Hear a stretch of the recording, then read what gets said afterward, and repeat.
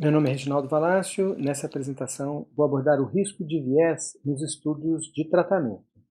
Nós vimos que os princípios da prática em saúde baseada em evidências dizem respeito à utilização da melhor evidência científica disponível em benefício do paciente, integrado à experiência clínica do profissional.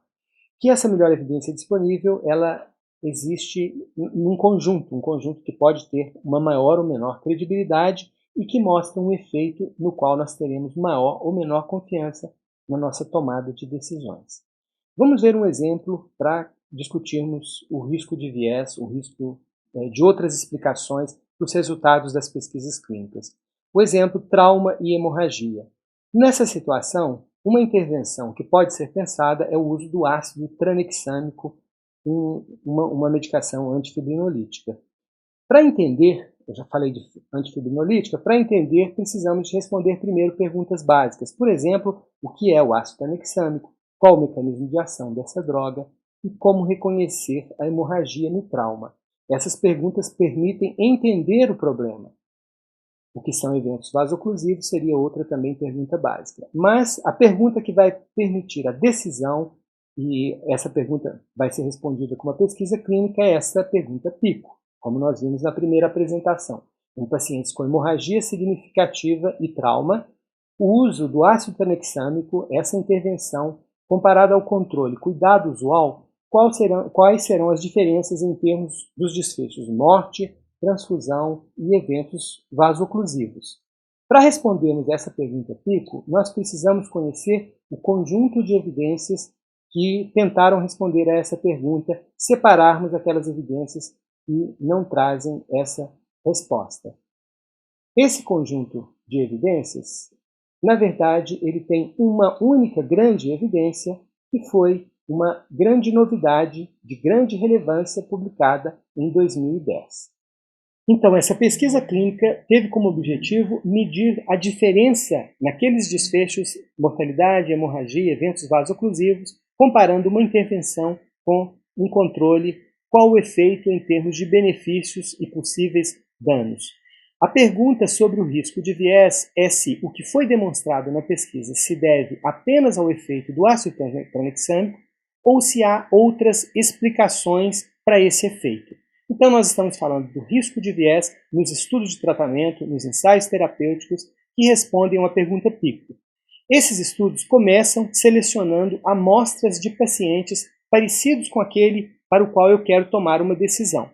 Esses pacientes são distribuídos aleatoriamente ou randomizados em dois grupos, o grupo intervenção e controle, são seguidos ao longo do tempo depois dessa distribuição aleatória, e com isso, passado um tempo, os desfechos importantes vão ser medidos e as diferenças comparadas entre os dois grupos. O que aconteceu de melhor em um dos dois grupos vai me orientar na tomada de decisões. Então, o risco de viés baixo começa com pacientes representativos que são randomizados, são distribuídos aleatoriamente para que os dois grupos comecem com prognósticos semelhantes, como a gente vê aqui, os pacientes em vermelho com risco maior, os verdes com risco menor, distribuídos igualmente nos dois grupos. Se isso não tivesse acontecido, se os pacientes tivessem começado com prognósticos bem diferentes, as diferenças demonstradas nos efeitos poderiam ser explicadas por essas diferenças em termos de prognóstico inicial. Ao longo do estudo, perdas podem ocorrer. E essas perdas, se elas forem diferentes num grupo ou em outro, isso também poderá explicar os resultados, poderá constituir viés. Ainda durante o segmento, outras intervenções que não o ácido tranexâmico, poderão explicar os resultados. O tratamento pode ser melhor em um dos grupos, em outros aspectos que não a utilização do ácido tranexâmico.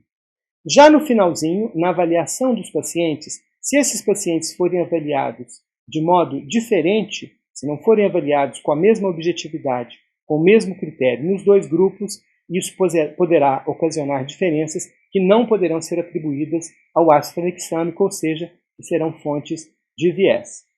Outro dado fundamental é que todo estudo de tratamento, para ter baixo risco de viés, ele precisa manter a randomização, ou seja, a análise final tem que ser feita pela intenção de tratar. O grupo que começou como intervenção tem que ser analisado como grupo de intervenção, a mesma coisa com o controle, mesmo que os pacientes tenham mudado de grupo ou sofrido perdas.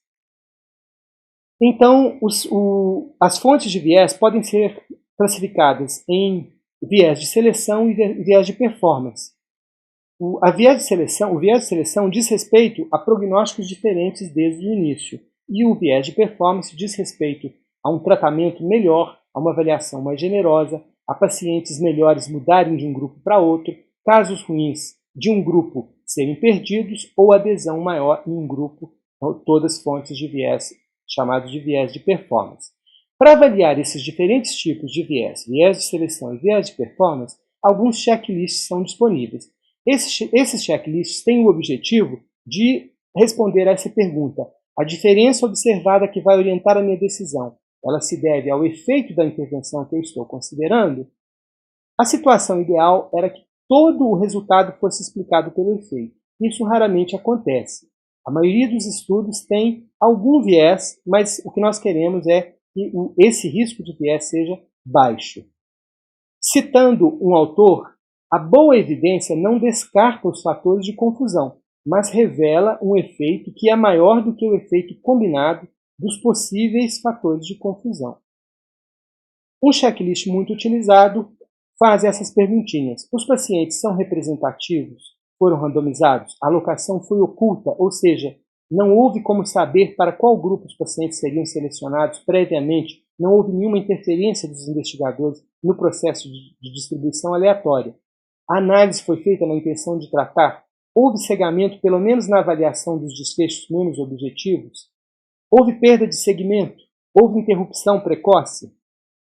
Essas perguntinhas ajudam a avaliar o risco de viés. Vamos fazer um exemplo. Naquele estudo que uma pesquisa em 2010 iria nos orientar se nós vamos ou não utilizar o ácido tranexâmico com o objetivo de salvar vidas nos pacientes vítimas de hemorragia e trauma, esse estudo foi publicado no Lancet com esse título: Efeitos do ácido tranexâmico na mortalidade, eventos vasculares oclusivos e transfusões sanguíneas em pacientes com trauma e hemorragia significativa, um ensaio terapêutico controlado randomizado, chamado de CRASH-2. Os pacientes foram representativos? Foram mais de 20 mil pacientes de 274 hospitais de 40 países, muito representativos, muito parecidos com os pacientes que nós vamos encontrar no dia a dia, adultos, que o trauma tinha ocorrido há menos de 8 horas e que tinham hemorragia importante definida por uma hipotensão, pressão arterial sistólica menor que 40, uma frequência cardíaca maior de 110, e um alto risco de hemorragia na avaliação dos médicos que os atenderam. Esses pacientes, então, são parecidos com os pacientes que encontraremos no nosso meio vítimas de hemorragia, vítimas de trauma com hemorragia. Esse estudo, então, foi randomizado, a randomização ocorreu sem nenhuma interferência na forma de alocação oculta, a análise final foi feita na forma de análise de intenção de tratar, com cegamento. Todo o procedimento, não era possível conhecer qual dos grupos dos pacientes foram alocados. O tratamento e o placebo eram idênticos, não era possível identificar. A perda de segmento foi mínima nesses 20 mil pacientes e não houve interrupção precoce. Então, esse estudo teve baixo risco de viés, aliás, baixíssimo risco de viés. Uma outra forma de guardar, um acróstico, o acróstico Rambo, R de representativos, A de alocação oculta e análise da intenção de tratar, M de medidas feitas no início para avaliar o prognóstico semelhante e o viés de seleção, medidas feitas durante para avaliar as possíveis perdas e a possibilidade de cointervenções de outros tratamentos, e medidas realizadas ao final, medidas dos desfechos que ocorreram, como aqui no caso a mortalidade e as transfusões e os eventos vasoclusivos. E essas medidas feitas de modo cego, B em inglês blind, e de modo objetivo, um acróstico que ajuda a gente a guardar. O risco de viés, então, é importante para definir a confiança que eu vou ter no efeito demonstrado, a confiança de que esse efeito também acontecerá no meu paciente. Se eu confiar, provavelmente eu vou optar em utilizar o ácido tranexâmico com a confiança de que também salvarei vidas, como aconteceu no ensaio terapêutico publicado.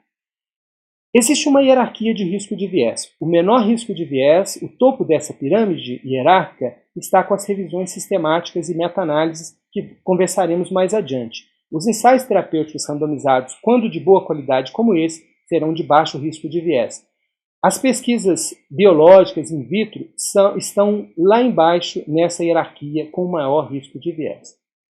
Então fica claro para todos que esse estudo foi reconhecido internacionalmente como de grande impacto, com grande potencial de salvar vidas em todo o mundo, porque esse estudo teve um baixo risco de viés e mostrou um efeito num desfecho muito importante, que é o desfecho mortalidade, em pessoas que sofreram acidente e tinham risco de hemorragia. O baixo risco de viés foi essencial para que a Organização Mundial de Saúde incluísse o ácido tranexâmico como um dos medicamentos essenciais na abordagem desses pacientes.